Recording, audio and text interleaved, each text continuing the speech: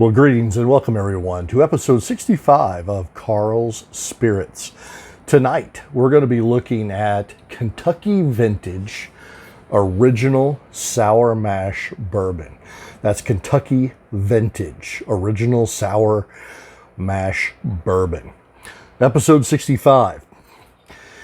First of all, a little history, as always, about Kentucky Vintage, or tonight's pour.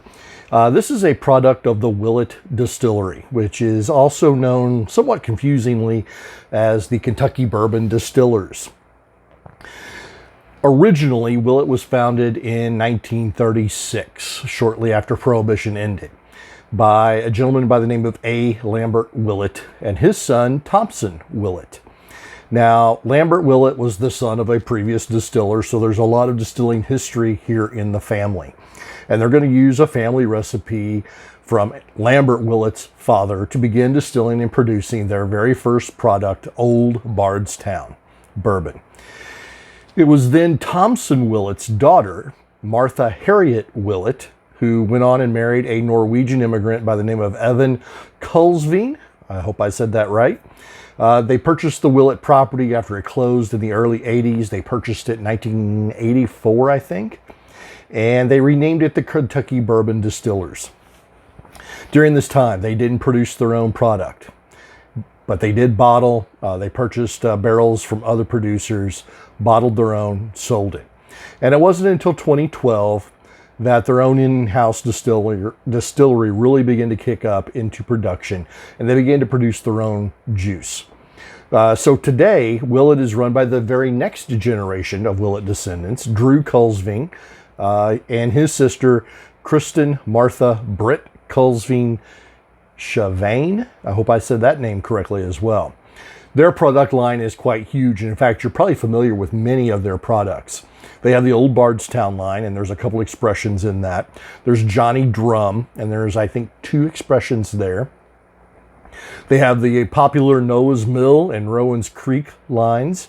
They have the Willett Pot Still, the Willett Family Estate line. They have Kentucky Pride, and today's sample, Kentucky Vintage. So as you can see, their product line is pretty extensive. You know, what's kind of unique is that on every bottle that I just mentioned, you look at who produces it, except for that Willett Pot Still and the Willett Family Estate.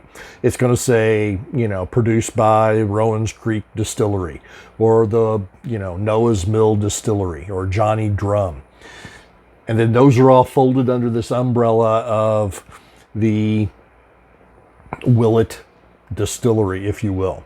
So there's a lot of striations, if you will, in ownership and product line. But really, guys, it's all about the Willett product. That's ultimately what we're tasting here. And so tonight, we're going to have a pour of Kentucky Vintage.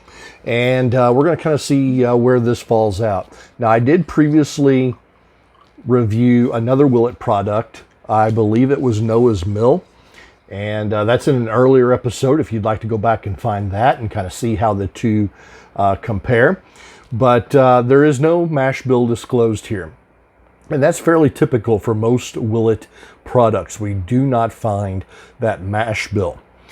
Age, also not disclosed, but on the bottle, and I'm going to quote on the bottle here in on the tag on the back, all that little bitty print that I can't read without my glasses, but I'm going to quote it anyway. It says, "This bourbon has been allowed to age long beyond that of ordinary bourbons." Huh, that's interesting. Still doesn't say how old it is. In reality, it's labeled as a straight bourbon, so it's at least 2 years old. That much we know. And that's really about all we can say. Although there are rumors, and these are only rumors, mind you, that it could be up to 10 years old. It's at least 2. We're going to go with that. It is bottled at 90 proof. So keep that in mind. So in the glass that I just poured, and again, lighting terrible, but it's much lighter than what it probably appears on my little camera here. It's a dark wheat color. It's not quite yellow. It's not quite amber, but it's kind of in between. And it does have slightly thick, runny legs that do not stick to the glass. really, if this is a 10-year bourbon, this is a very, very light 10-year bourbon. So kind of keep that in mind.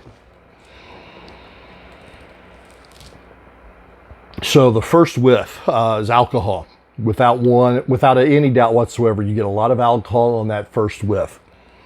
Now, I've played with this for the last half hour or so before I started recording. And I'll tell you, after that alcohol does burn off, you have some caramel. It really pops up.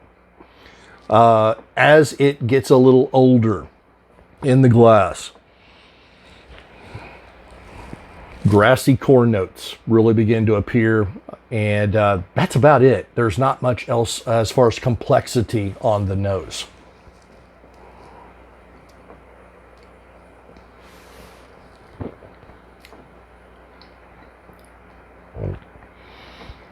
It has a medium mouthfeel. It is not thick and chewy. It's not thin and watery. It's kind of right there in the middle. It's a good little sweet spot, actually. And you know that alcohol that I said burns off after a little while? Still there on the front part of the taste. On that front part of the sip, a lot of alcohol. Following the alcohol, though, the corn is the predominant tasting note I get. And it's a dry corn. It's not a sweet corn. It's a dry corn that's been housed in a grain bin. It's a real dry, corny taste.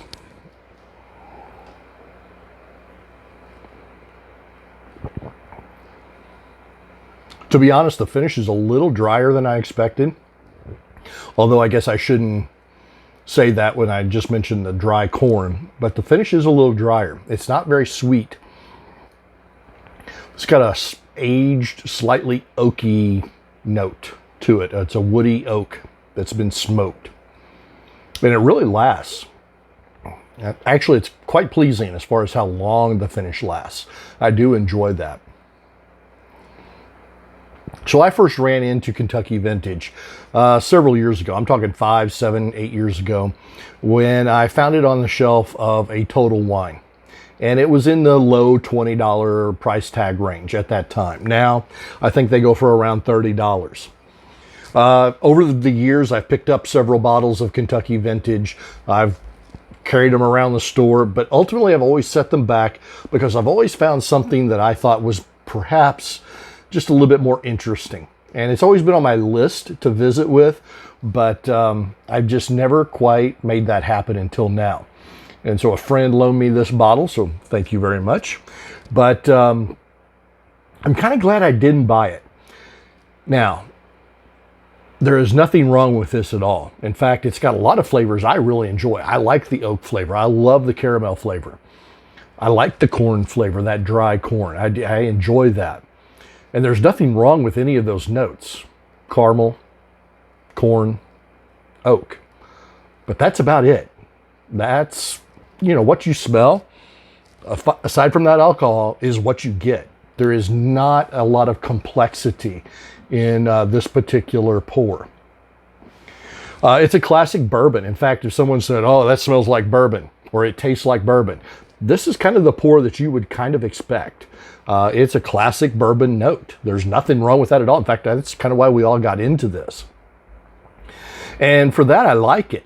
But it's really not enough to make me want to come back to it and drink it over and over again. We all like those little extra hints of different tastes that we explore. And I can see for some that this would be a great daily drinker, especially those who are a little on the price conscious side. Definitely a great daily drinker if you want that classic bourbon taste. I also see where that smoky oak and that alcohol would really stand up in a cocktail. So I can see this would be a great mixer, if you will. Now, I don't mix my bourbon, but I can see where that would be a very enjoyable thing. So overall, Karl stars. Right now, the way I'm feeling with this, I'm going to go 2.5 Karl stars. It only gets this high of a rating because I do truly like those flavors of corn and oak and those caramels.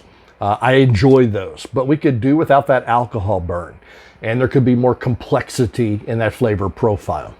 Anyway, that's my take. Yours may be different. Remember, that's what's beautiful about the bourbon world.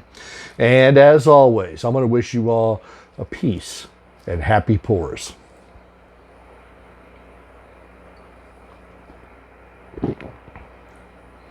That smoky oak is getting a little deeper, by the way. Cheers.